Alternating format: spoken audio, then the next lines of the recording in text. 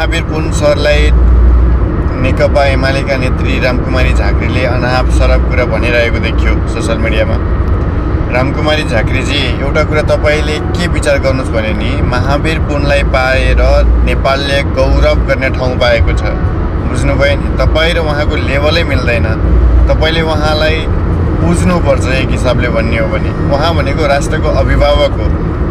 उहाँलाई नेपालले पाउँदा भाग्यमानी फिल गर्छ भने तपाईँलाई पाउँदाखेरि अभागी फिल गर्छ। त्यति कुरा चाहिँ बुझ्नुहोस्। यति कुरा बुझ्नुभयो नि?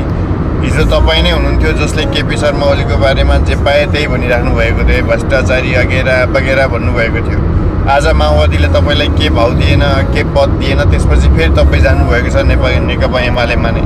अनि तपाईँ जस्तो व्यक्तिले महावीर पुनको बारेमा अनेक थरी कुरा, चाहिँदा नचाहिँदा कुरा, बेवकुफसम्म भन्न भ्याउने तपाईँ त्यस्तो गर्न भएन त हौ। मिल्दैन तपाईँले भन्न सुहाउँदैन। कुन चाहिँ मुखले भने तपाईँले? एकचोटि आफूलाई पनि हेर्नुहोस् न। हिजोको दिनमा तपाईँ कता धाउनुभयो, कुन पार्टी त्याग्नुभयो? कहिले तपाईँको विचार एमालेसँग हुन्छ, कहिले तपाईँको फेरि माओवादीसँग हुन्छ, फेरि भागभण्डा र राजनीतिमा कमाइ खाने भाँडो पाउँदैनौ, फेरि त्यस पछाडि फेरि एमालेमै जान्छौ। तपाईँ जस्तो व्यक्तिले हाम्रो महावीर पुन जस्तो व्यक्तिलाई त्यस्तो भन्ने हो? यसरी विरोध गरेर तपाईँको राजनीतिक करियर सुध्रिने होइन कि तपाईँ फेमस हुनको लागि विरोध गर्नुभयो होला, सोसल मिडियामा ज्यादा भ्युज पाउनको लागि गर्नुभयो होला। सायद भ्युजको कमी थियो कि जे पाइदिए भन्दै पछाडि त भ्युज त अलिअलि त आउने भयो नि त। डिसलाइक भए पनि आउने भयो, तर भ्युज चाहिँ हुने भयो। के चाहिँ भनेछ भनेर हेर्ने त भयो। त्यसकै लोभ लालचमा तपाईँले अनेक थरी भन्नुभयो होला, तर त्यो सुहाएन रामकुमारी झाँक्रीजी। तपाईँलाई मैले नराम्रो व्यक्ति भन्न खोजेको चाहिँ होइन। तपाईँ पनि आफ्नो ठाउँमा आफू राम्रो हुनुहुन्छ, तर तपाईँ अरूको लागि विरोध गर्दाखेरि, अरूको लागि नराम्रो भन्दाखेरि चाहिँ आफूलाई पनि अलिकति हेर्न जरुरी छ।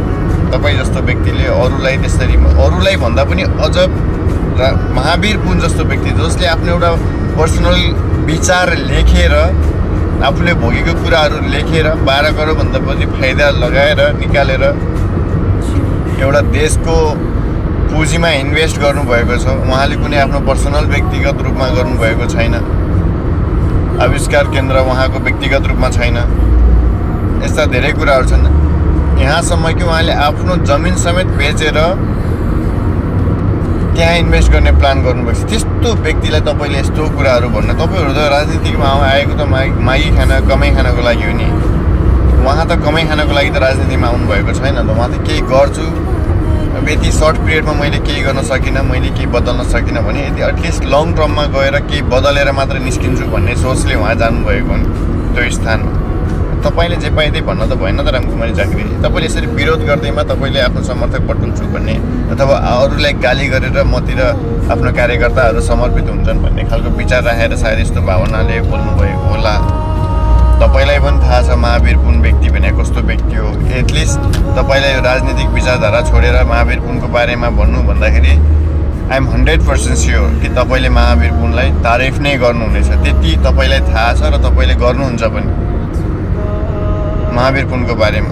यो राजनीतिक वाद विवादको कुराले गरेर मात्र तपाईँले यस्तो भन्नुभयो, यो कुरा म बुझ्छु मजाले। होइन भने एटलिस्ट यो राजनीतिक विचारधारा छोडेर तपाईँलाई सोध्नुपर्छ महावीर पुनको बारेमा। 100% स्योर तपाईँ तारिफ गर्नुहुन्छ उहाँको बारेमा। एनिवे, तपाईँ कहाँबाट उठ्दै हुनुहुन्छ, तपाईँलाई नि विजयको शुभकामना। विजय हुनुहोस्। तर यदि देशले गौरव गर्ने मान्छेको लागि चाहिँ गाली नगरिदिनुहोस्, जे पाए त्यही चाहिँ नभनिदिनुहोस्। हामीलाई पनि नराम्रो लाग्छ तपाईँ जस्तो व्यक्तिले उहाँलाई यस्तो कुराहरू भनिराख्दाखेरि। तपाईँ पनि विचार नभएको व्यक्ति होइन, तपाईँ पनि बुद्धिजीवी नभएको व्यक्ति होइन। तपाईँ पनि बुद्धिजीवी हुनुहुन्छ, तर बुद्धिजीवी हुँदाहुँदै पनि यस्तो कुराहरू तपाईँ यो वाद विवादको कुरालाई लिएर, पार्टीगत भावनालाई लिएर उहाँको बारेमा नकारात्मक टिप्पणी पनि नगरिदिनुहोस्। धन्यवाद।